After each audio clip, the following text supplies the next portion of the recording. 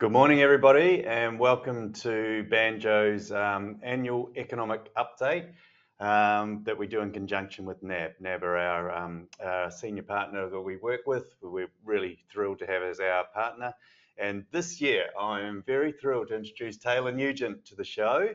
He replaces Alan Ulster, and we have already heard that there is more attendees this year than Alan from last year, so we're off to a winning start. So welcome, Taylor. It's great to have you here. Thank you very much. It's a pleasure to be here. Very big shoes to fill, but it's certainly a very interesting time to be delivering this sort of update. So, I'll take it as a signal of the amount of interest in this sort of update at the moment, Absolutely. rather than anything else. Just before you get started, so look, it is guys, everybody who's online, you will be getting CPD points for this, so we'll give you some information on that at the end of the show. Questions. It is an amazing time that we're going through at the moment. So this economic update is just so timely, and we're really thrilled to have Taylor here and present. So we know you'll have questions. So please save them up and send them through on the chat. If we get them through on the chat as it's going through, we'll be able to get to the Q&A at the end and ask away. But yeah, look, now it's time to enter the main man and to hear about what's going on in the world at the moment and what we see coming forward. Thank you very much. It's a pleasure to be here. There's a lot going on in the world at the moment. Going to do my best to kind of make sense of it, distill it down into something digestible, because there is a lot of noise out there. So extracting signal from that can be very difficult at the moment. Really not just discuss the global picture, the US administration, the uncertainty that they're introducing into the global backdrop, but really bringing that home. What does it mean for Australia? What does it mean for the Australian outlook? What does it mean for the outlook for businesses as well? I think before we zoom in to that local picture, let's zoom right out, look back, the historical context. Where are we? How does the kind of step shift in the US approach to tariff barriers fit in terms of how global trade has evolved?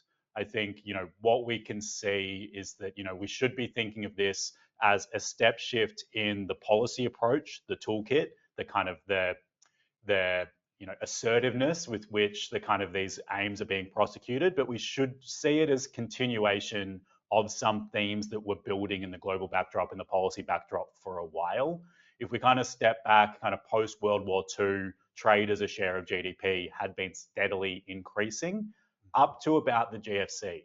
Since then, we didn't see any regression, but we didn't see that kind of, growing integration, that trade share as a GDP kind of continuing its march higher.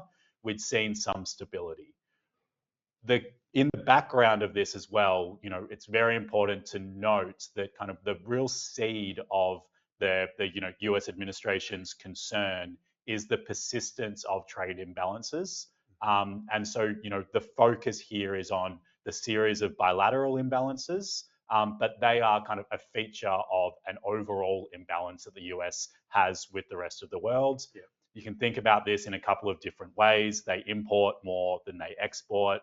They consume more than they produce. But effectively, what we've seen for a few decades now is that the US consumer and the US government is spending, and that is funded because they're spending more than is produced locally in the US. That is funded by inflows of capital. So effectively, the US is importing goods and they're paying for them by exporting assets, if you like. Yep. And so this is the kind of imbalance that's in the background that is the genesis of this kind of more assertive posture, this increase in tariff barriers that we've seen. And we can think of this in some ways as continuation. We saw tariff increases on China in the first Trump presidency. Yeah. They were largely maintained during the Biden administration.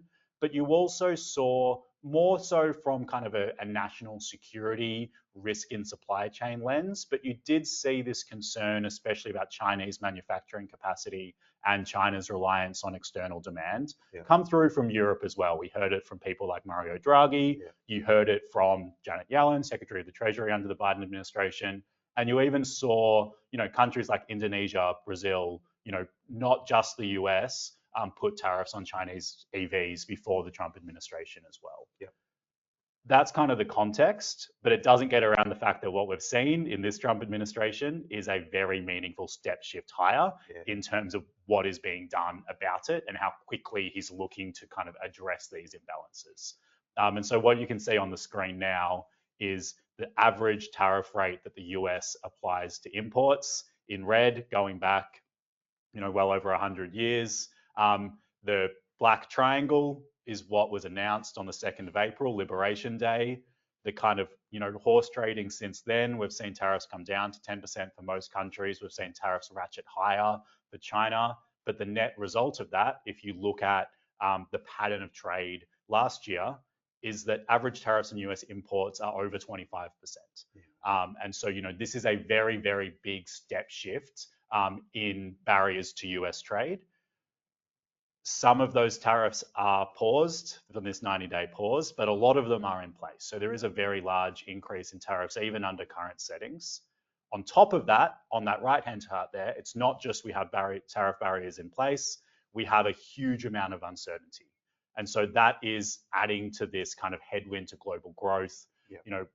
One way to describe it that I really liked from one of the members of the Federal Open Market Committee in the US, Barkin, he called this a fog. Businesses are driving in a fog in the US. It's not a drive cautiously with your kind of fog. It's a pull over and put your hazards on kind of fog.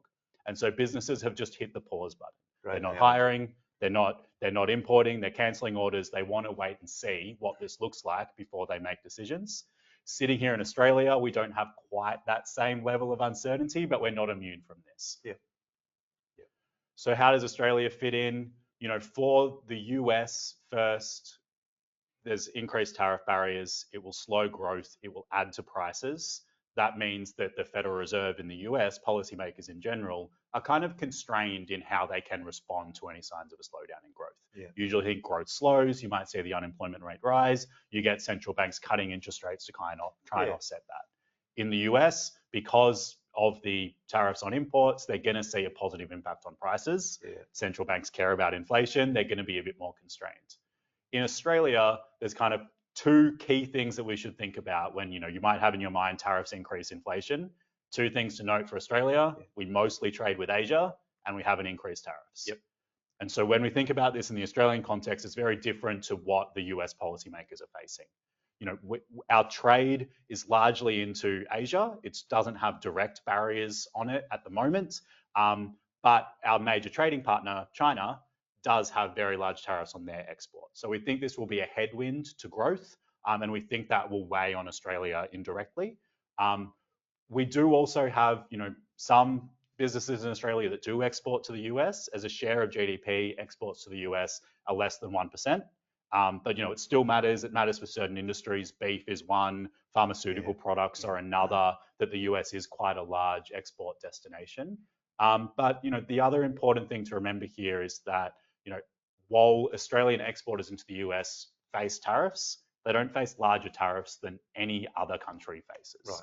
And so if you're a US importer, you're not looking at Australian products and thinking of them as priced at a disadvantage because of the tariff barriers when you're looking at alternative sources as well. And so, we don't think that that's really where the biggest impact on Australia is going to be. Through growth, it's via global growth, it's via Asia, it's via China and those headwinds there. Via inflation, the other thing that's important to note is that a lot of finished consumer goods especially flow from China to the US. To the extent that the US isn't buying those, even if they are buying them but not at the same rate, or then China will be looking for alternate sources. And so that frees up a lot of capacity that we think needs to be rerouted somewhere, and that will be putting downward pressure on prices. So when we look at this from the RBA's perspective, we don't think they're going to be as constrained. We don't think the hit to growth is as large, but we also think that because it's not adding to inflation, if anything, it's putting some downward pressure on inflation, they're pretty well placed to respond. Right. Okay, that's great. So with China putting tariffs on Australian businesses a couple of years ago, did that help sort of diversify where they were going out? And so, for exports, the same thing happens now when the US does it. They look to diversify across the different Asian countries. Yeah. So the trade diversion part of this is really interesting, and that's what kind of we think will generate a lot of the kind of disinflationary impulse on net. When we look at kind of previous experiences, the challenge here is that the tariffs are so large based on historical precedents, and China and the US are such large shares of the global economy. And so that makes the kind of the prospect of rerouting, finding alternative sources of demand. If you're a Chinese exporter that sends a lot of your product to the US, alternatives aren't that easy to find. Whereas kind of when we look at the previous, previous episodes, as you say, kind of when there were those tensions back in 2018 between China, Australia trade, what we did see, and it's, probably a good example of this, the volumes across a lot of those products that were affected, kind of take coal, for example, the volumes continued to get away. They found alternate markets, but certainly in the short term, there was a price effect. And so, you did have coal exporters did manage to reroute to whether it was South Korea or India, but they had to offer it at a discount relative to the world price in order to engineer that. And so that's exactly the kind of effects that we're talking about here as well. Okay, perfect. Thanks for that. So, what I've got up here on this chart is just a couple of key central banks, the US in yellow, Europe in purple, and the RBA in red. The dotted lines are what's priced into market pricing. And so, essentially what I'm just talked you through is kind of reflected here as well. You can see that expectations now, what's priced in by markets is for the RBA to ease a bit more aggressively and move more quickly than the Federal Reserve. And that's because the Federal Reserve is a bit more constrained. They're going to have to be leaning against these price impacts a bit more. But ultimately, we do agree with what's priced into markets that the FOMC will be moving rates a bit lower. Right. How does this tie in with the Australian dollar? There's a couple, like with a lot of what's happening in economics and markets at the moment, there's some real factors pulling in different directions. Broadly, what we've seen is that, the Australian dollar against the US dollar is holding up pretty well. It briefly visited below 60 a couple of weeks ago in the peak of the volatility, but it's back up near 64 cents now. What I would say there is that a lot of this is coming through from some of the shine coming off the US dollar. When we think about the Australian dollar in the low 60s for much of this year, it's easy to think about that as Australian dollar weakness. I think the better way to think of it is US dollar strength. It's only recently that we've seen some kind of more material softening when you look at the Australian dollar against our major trading partners. When you look at it against the yen, the renminbi, it hasn't looked as weak for as long as when you look at it just against the US dollar. And so what we've seen recently is the flip side of that same coin. Australian dollar back up near 64 cents against the US dollar, the same time as we have seen a bit of depreciation against the likes of the euro, as this kind of trade concern has shifted, some of the shines come off the US dollar, and some of the kind of growth implications because of this focus and intensification with the dispute with China have shifted towards Asia, towards our major trading partners. So, that's effectively what's changed recently. But what's the starting point? Because, the domestic economy matters as well. It matters a lot. And there, it was a pretty good news story. Kind of, I titled this presentation, if you caught it at the start, I skipped through it, but, sticking the soft landing in a heavy crosswind is what I've called it, because, the heavy crosswind is what's happening in the external sector. It's a very elevated policy uncertainty. It's the, shift and ructions through US bilateral trading relationships. But the context is an Australian economy that rebounded out of the pandemic shock incredibly strongly, and then has gone through a couple of years of fairly grinding, fairly protracted adjustments. But the good news is we think that adjustment is essentially complete. And so what I've shown here is GDP adjusted for population for a number of countries, Australia in red. And, a lot of focus over the last couple of years has been that red line has been going down slightly. That's the declines in GDP per capita that we're talking about. It's easy to lose sight of the context. GDP per person got to over 5% above its 2019 levels coming out of the pandemic. The economy was incredibly hot. We saw price pressures, we saw capacity pressures everywhere, and we've seen a period of adjustment over the last couple of years. You look across countries, even if you look at where we are now after that period of adjustment, still compare pretty favorably when you look back over the last 5 years. And when we look at capacity indicators, when we look at the improvement in inflation, when we look at some of these easing in capacity constraints facing firms, it does suggest that this is a process of rebalancing, that is largely complete in our view. Okay. US is still the major outlier there. Yes, exactly. So the US has been an incredible outperformer. They have, there's been a big, productivity story in the US. They have been outperforming everywhere.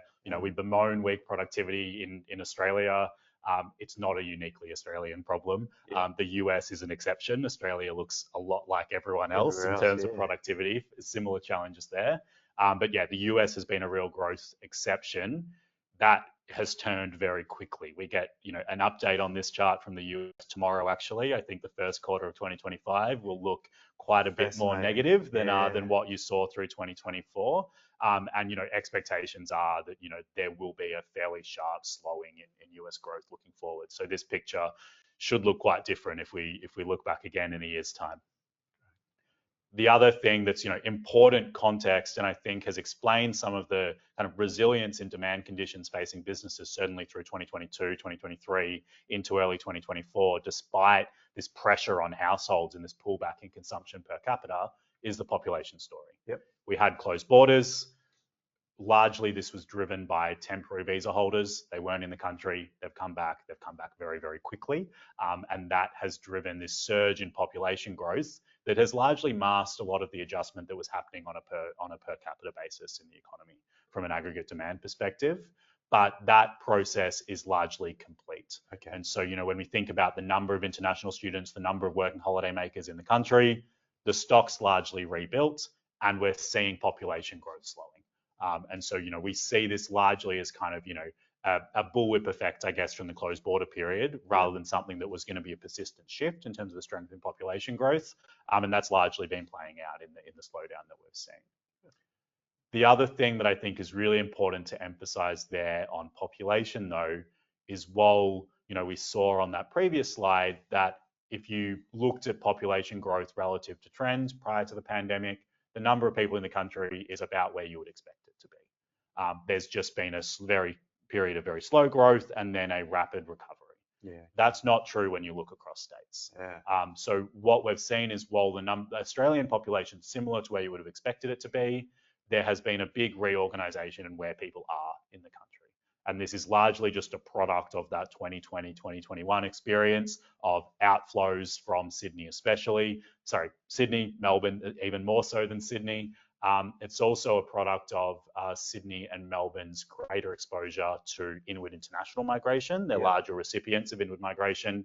So that played a role as well. Importantly here, the doom and gloom, the pessimism about Melbourne hasn't been borne out. Melbourne's back to around the fastest growing capital city. Those kind of relativities in terms of population growth have largely normalized, with the notable exception of WA, which has gone from kind of the slowest growing state to the fastest growing state and is still holding on. But we haven't had catch up. And so when you look again, kind of that right-hand side chart there shows where the population is relative to where its pre-pandemic trend, where it would have been if we continued to grow at its pre-pandemic trend. And the key takeaway is that there's more than 3% fewer people in Melbourne than you would have expected if we didn't have the pandemic shock. There's more than 3% more in Queensland and South Australia. So this isn't widening anymore, but it's we certainly haven't seen catch up. And so that's a shock that, was only 5 years ago. And I think that goes a long way to explain some of the relativities in terms of demand across states and a big role in house prices as well, I think. Because you've just had this shock to where people live. You haven't had time for housing stock to adjust. And so you've got a big shift in the demand profiles. And so we've seen that outperformance in the smaller capitals and notable underperformance in Melbourne. And I think this is a big part of it. Good for the, luckily there's been those delays on the ring road to help the congestion around. Helped. And where are we in terms of the consumer, I think is important and will be very important for the outlook as well, because we do expect that growth will continue to pick up through 2025 up to around 2% over this year, 2% over next year as well. That's getting back towards trend. A big part of that is the consumption growth, which had been a real drag on outcomes. We're expecting that to pick up. And so what I've shown on this chart on the left-hand side there is what's happening to real incomes. Real incomes were falling. It was a tough time for households. that was that squeeze on their real incomes was reflected in some adjustments being made, but largely households, were saving a little bit less out of their income. They were able to kind of largely insulate consumption from the full impact of the real income squeeze. Yeah. But it certainly didn't mean that it wasn't real and wasn't a big part of that adjustment. Those drivers of the squeeze in real incomes are behind us. Okay. It was inflation outpacing wages growth. It was income taxes as a share of wages moving up quite materially, and it was interest payable, debt servicing costs, mortgage servicing costs as a result of interest rate rises that were big contributors to that squeeze. We had the tax cuts coming through, 9 months ago now. Yeah. We've had inflation moderate much more quickly than wages growth. All of those things mean that real wages are growing again. That's great. Not exceptionally strongly, Yeah, but yeah. they are growing again. And that's a big part of what we think will support a pickup in consumption looking forward. So that's really good for our where we play and where a lot of our clients online will be listening, because that's where they've been really struggling. That consumer consumption, gone down. It's really hurt businesses in the SME market. So that's great to read. Yeah. So look, we're optimistic about that. It really feeds into that story that there was a period of adjustment. Yep. It has been grinding. It's been protracted. It's Yep. a lot of where the rubber has been hitting the road is that discretionary consumption piece, especially. Yeah. But the reasons why that was happening are fading. And that picture's looking better on the domestic side.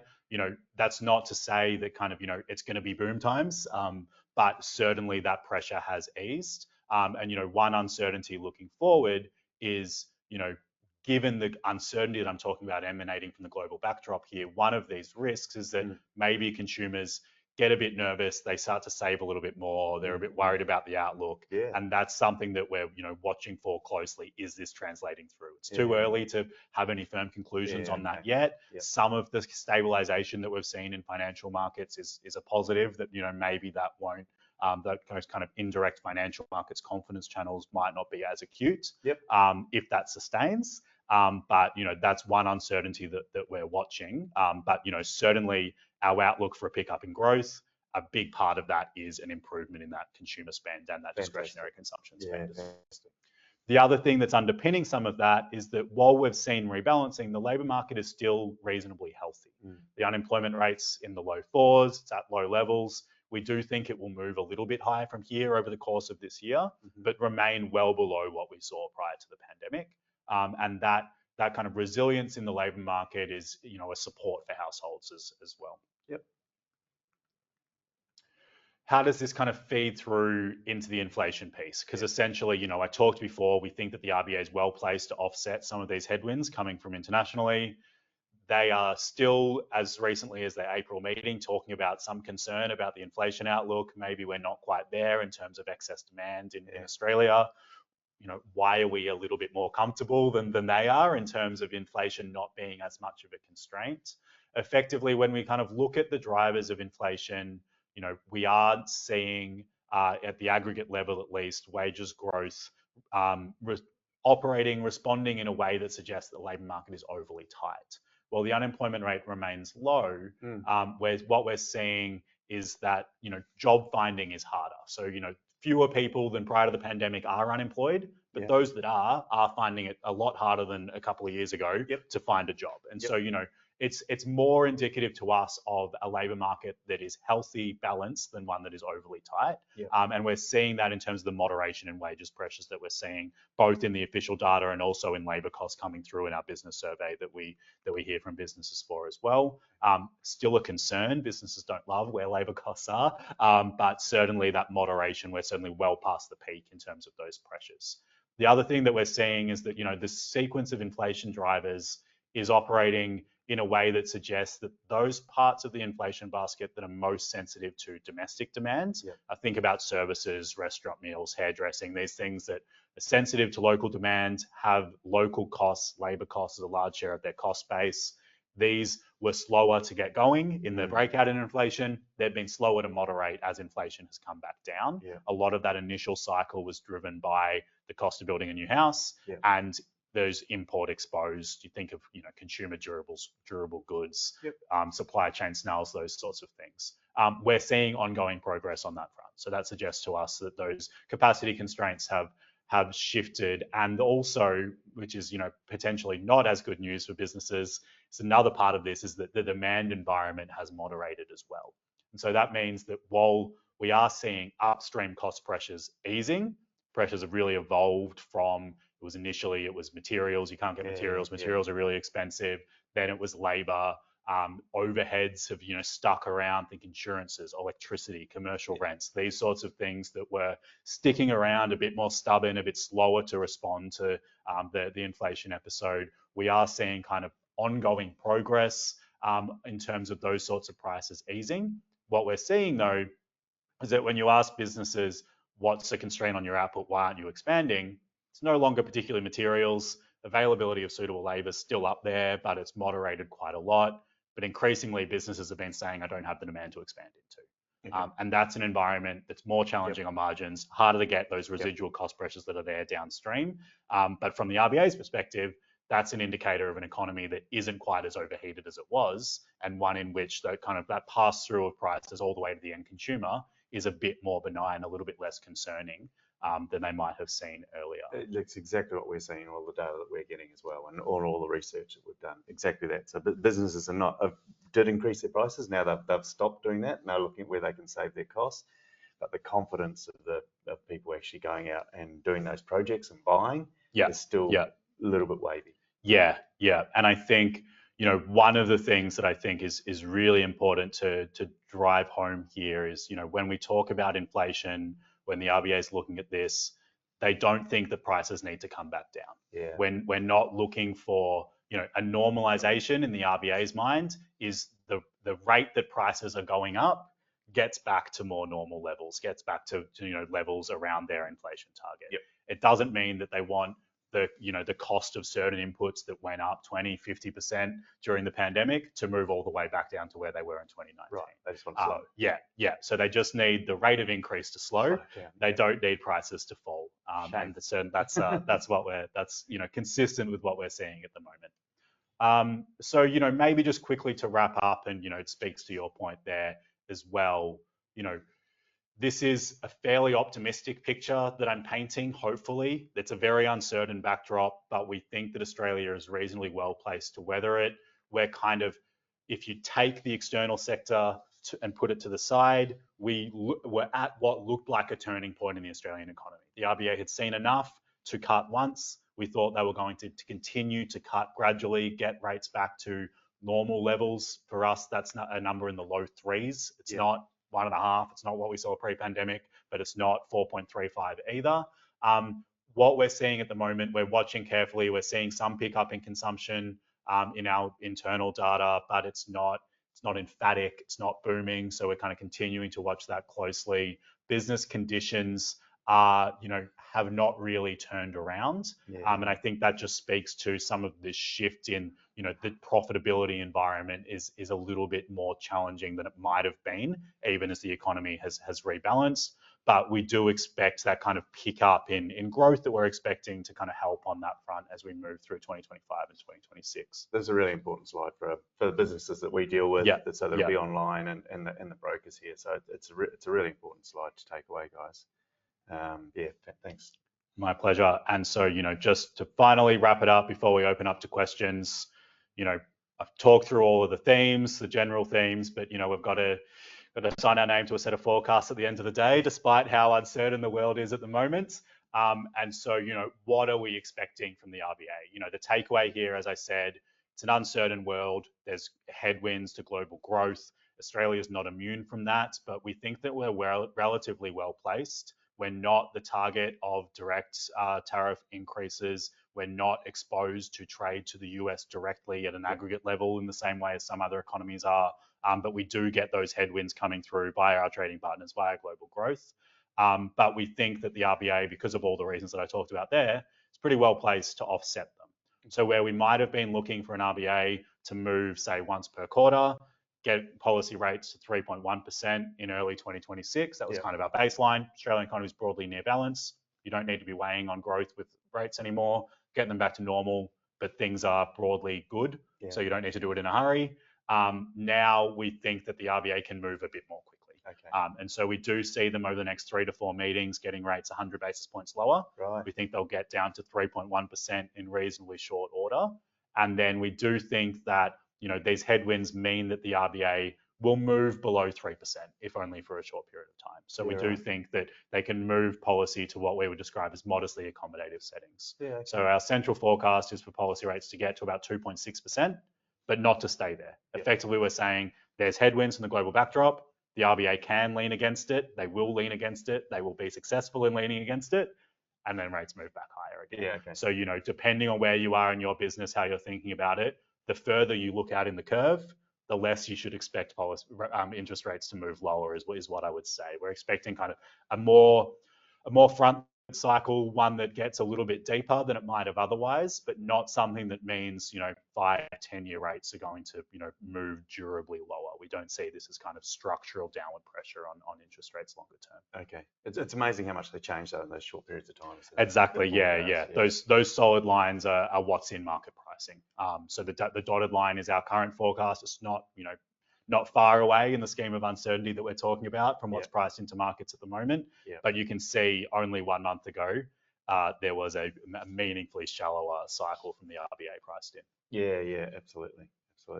Next month, you'd say 25 basis points in? Next month, we actually have 50 basis points penciled in. Right. So that speaks to the RBA moving more assertively. What I would say is, it is a very uncertain environment at the moment. The RBA has less frequent meetings than they used to, which we think is a bit of a factor.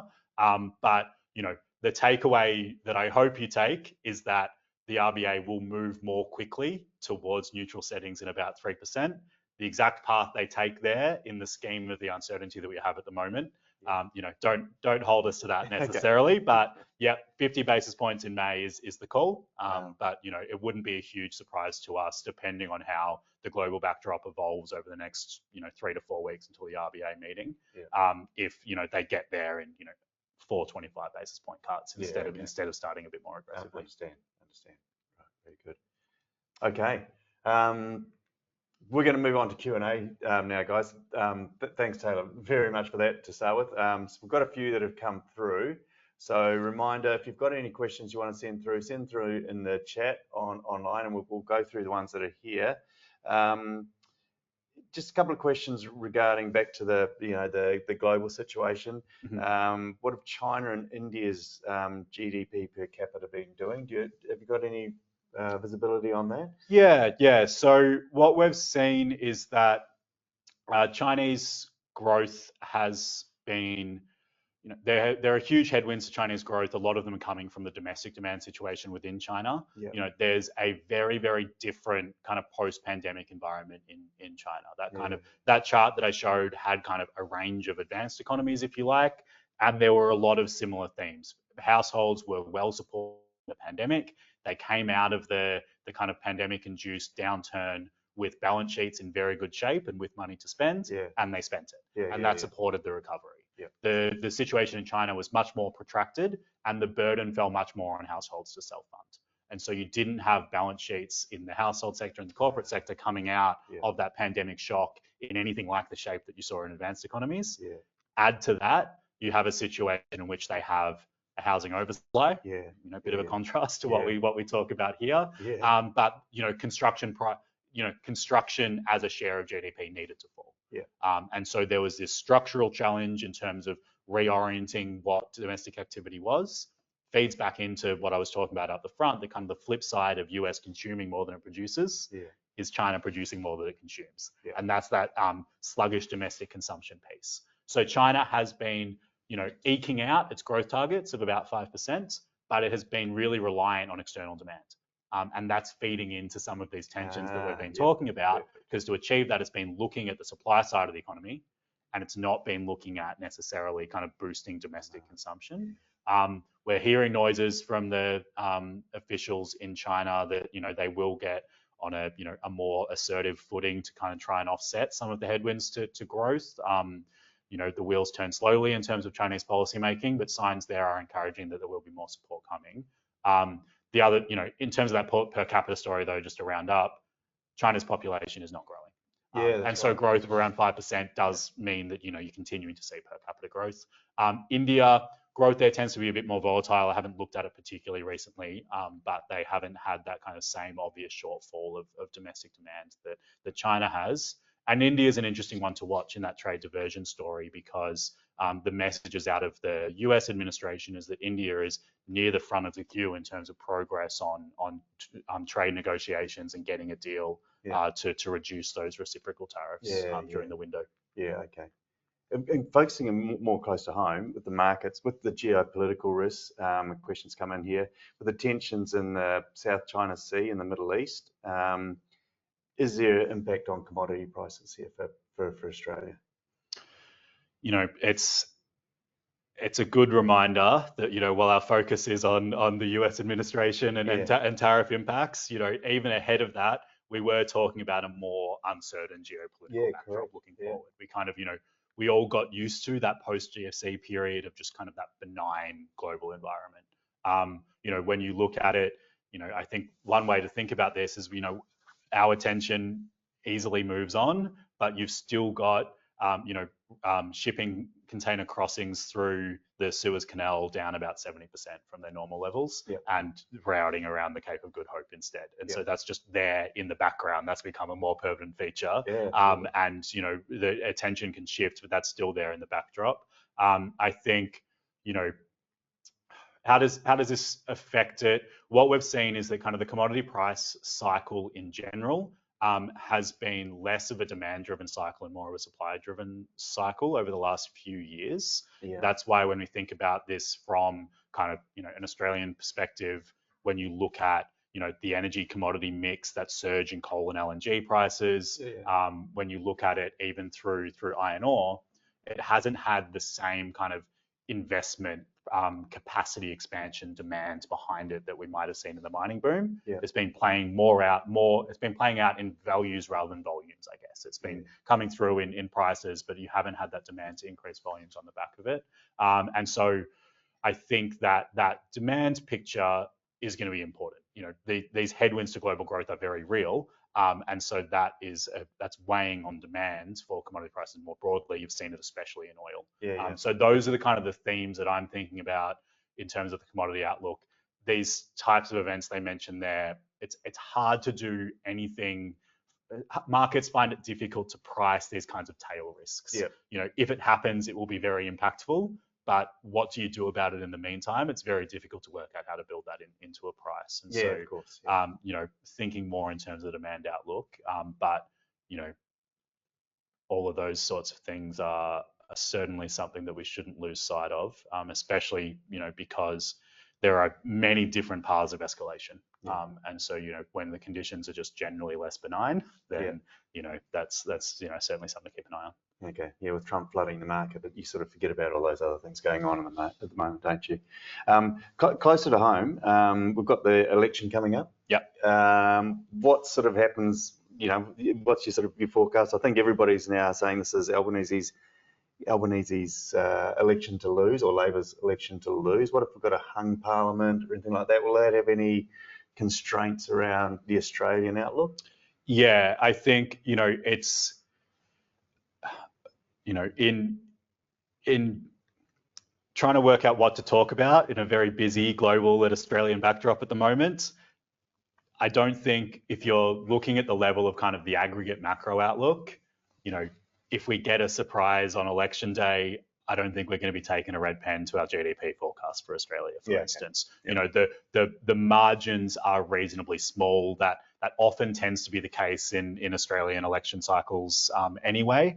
And so, in terms of the policy uncertainty that matters, it's coming from the US. It's not coming from Australia in terms of the macro outlook. Are there some differences around the margin for kind of specific industries, specific policies? Yes, there are. But we're not expecting a big macro impact, certainly. Okay, good summary. Are there anything that you're concerned about in the markets at the moment that you think that their markets are ignoring? That's sort of the outlook that markets are kind of not factoring in. Is there anything you're concerned about? Look, it's a good question. I think when we look at what's happening in interest rate markets, I think it's instructive, and I think markets have got the memo. They are pricing in a Fed that will be able to move rates a little bit lower eventually, but they'll be on hold for longer. For the RBA, for the Europeans, they're pricing in some more easing sooner. I think that's kind of the right message to take from this. I think in terms of what's happening out in the longer end of the curve, it's interesting as well. This concern around, the US being able to fund itself, this concern about the shine coming off US Treasuries as a safe haven asset, those sorts of themes. Those are things kind of, percolating in the background that are likely to put some steepening pressure on curves, and we've seen that a little bit as well. You look at the equity market in the US, for instance. Not an equity analyst, full disclosure, but it's been very volatile. They've been responding to news, but it's interesting. You look over the last kind of week, 10 days or so, and we have seen a bit of a recovery in equities, and valuations in US stock prices are still reasonably high. Okay. And the optimism about the potential for the 90-day pause on tariffs above 10% for countries outside of China.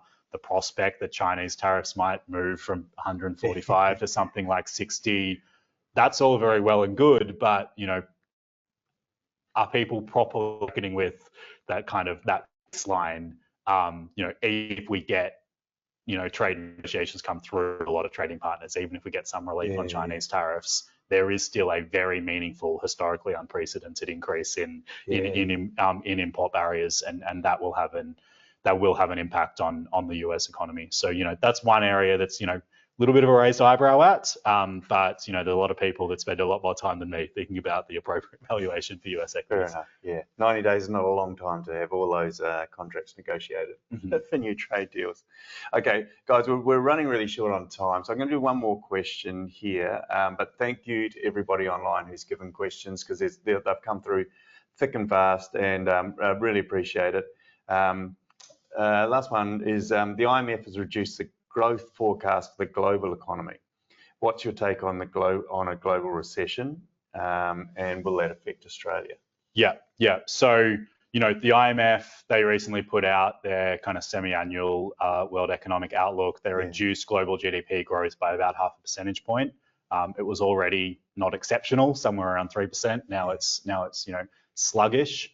I think, will it affect Australia? Yes. That's that kind of headwind to growth. The RBA's got a bit more work to do to support the pickup in growth now because of those headwinds coming from the global economy.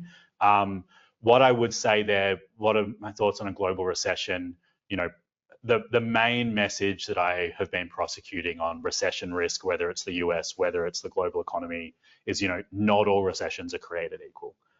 You need to kind of define what you're thinking about in terms of a recession. If you think that the US is going to have a recession, it doesn't mean you reach for the GFC playbook in terms of what you should expect in terms of lingering impacts, in terms of financial market volatility. What we're saying is that US growth especially will slow materially. Maybe will it go negative for a couple of quarters? Maybe. Will it slow down quite materially? Yes. Will global growth be weak relative to its trend level? Yes. Is that a recession? It's in the eye of the beholder, effectively. So, I think that we shouldn't get too animated about the difference between, a US economy growing at, just above zero compared to just below zero. The differences that matter is, is it meaningfully negative? Is it self-reinforcing? Is it large amounts of unemployment that feed on itself and continue to push higher? That's a risk that's there in the backdrop. That's certainly not our base case. Do you get something that looks like a shallow recession on the back of this adjustment?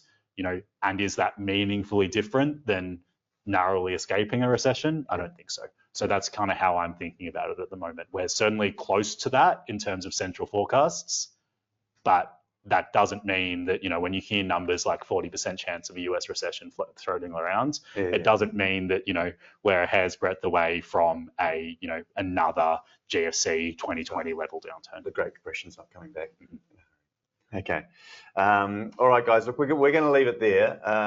Again, I want to take this opportunity to really thank everybody for coming on board and listening, and for the great questions that came through. Sorry we couldn't get to them all. I want to personally very much thank Taylor. It's been really, really insightful in a really crazy time and what's going on in the world. I hope some of those interest rate decreases come through. That'll be great to see. Guys, if you want to, Taylor is regularly on the morning call, on NAB's morning call. NAB's got access to some amazing data. I could encourage you to listen to that podcast that comes on every morning. Fantastic podcast, and you'll hear Taylor on that a couple of times every 3 weeks apparently, which is great to hear. Remember, you can download your copy here of the report that Taylor has put there. Look, it's so fascinating. It's well worth the read. And again, CPD points do come in for this session. Thanks a lot, everybody who's attended, and thanks a lot again, Taylor. My pleasure. Thanks for having me. All right. Very good.